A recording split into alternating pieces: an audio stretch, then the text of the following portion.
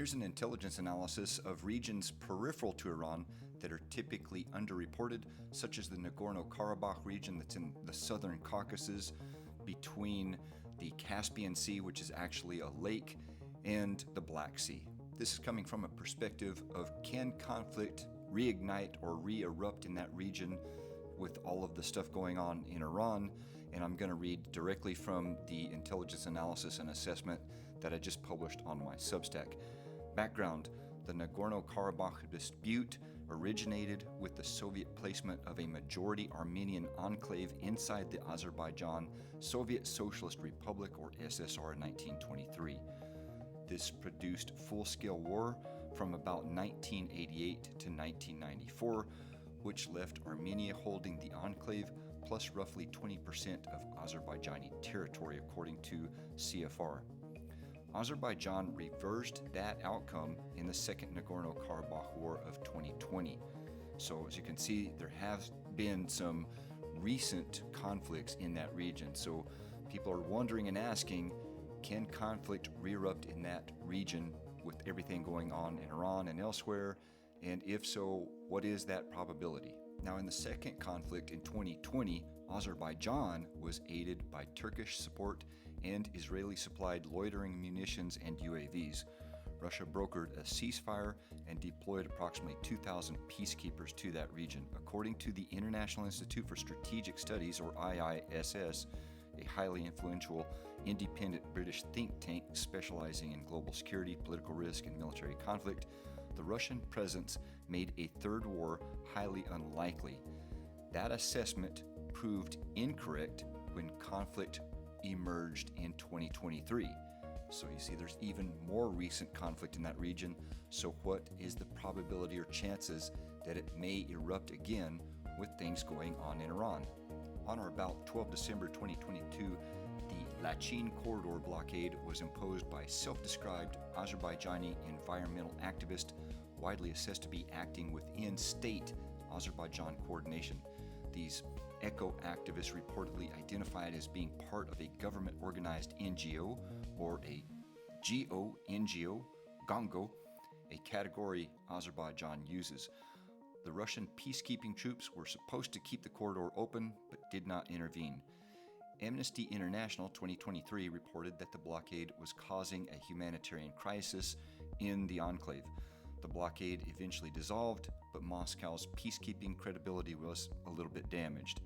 On 19 September 2023, Azerbaijan seized the enclave in a two-day offensive, prompting the flight of over 100,000 ethnic Armenians and the enclave entity's formal dissolution on January 1st, 2024. I assess with confidence that it is highly unlikely, less than 10% probability, that conflict over Nagorno-Karabakh itself reignites as caused by that region within 3 to 5 years, because the object of the dispute no longer exists. The enclave is dissolved, depopulated, and under Baku's reconstruction program. A residual low to moderate risk, I'd say 15 to 25%, may instead lead to interstate Armenia-Azerbaijan violence over borders and the Zangezur transit route.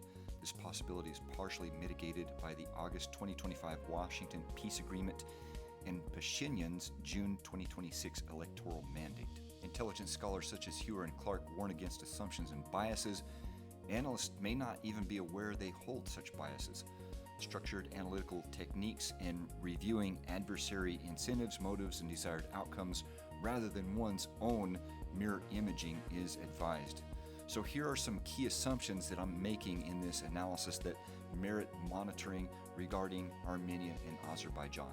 Armenia is scheduled to hold a constitutional referendum in 2027 to approve a newly drafted constitution. I'm assuming that is going to happen, and the results of that might impact this situation. Armenia's transport corridor is being implemented through the TRIP, the Trump Route for International Peace and Prosperity project. That project has not even started yet. It's still in planning, and my assumptions are that it's going to happen, and we'll have to keep monitoring that to see what kind of impact it has on the region. Azerbaijan President Ilham Aliyev's penchant for coercive leverage is part of his foreign policy. The 2023 case proves that a ceasefire without enforcement is a pause, not a resolution. This is also very similar to the current Memorandum of Understanding, or MOU, that emerged from the US-Iran War of 2026 that's ongoing. And finally, global oil and gas demand peaks at about 2030 and enters a sustained structural decline, with LNG following after a lag. That's an assumption that I'm making based on IEA assessments, and this is a factor that geopolitical and socioeconomic analysts will need to reassess periodically. This is Appendix 1, Real-Time Wildcards. The Russians and Iranians took advantage of the 2018 Caspian Convention, which barred only non-littoral military forces. After that, Iran and Russia had warships lawfully in the Caspian Sea or lake. You can see that one right there that looks like the F. And there's Azerbaijan and Armenia in between the Caspian Sea, the Black Sea in the southern Caucasus region. And there's Iran, and notably the red line is the north-south transport corridor. That's one of the corridors that Russia and Iran have been using, as Russia sends support down to Iran and Iran was sending support up to Russia. The March 2026 Israeli strikes on Iran's northern fleet at Bandar Anzali, again up there in the Caspian Sea region, reportedly enabled by Israel's defense relationship with Baku, Azerbaijan, and following Iranian drone attacks in Nakhchivan, which is another autonomous region, real small autonomous state in between Azerbaijan and Armenia, leave Azerbaijan the second most capable Caspian navy after Russia. This also further reduces Tehran's ability to punish Baku or spoil the trip corridor, according to Coffee 2026. This shift makes Armenia-Azerbaijan reignition marginally less likely in the near term, since Baku's principal regional adversary is degraded and its Western and Israeli backing is arguably at its peak. But it raises the moderate-term risk that a wider Caspian Caucasus escalation, like covert or sabotage operations by various regional actors, including threats to trip and the trade routes, that's another possibility.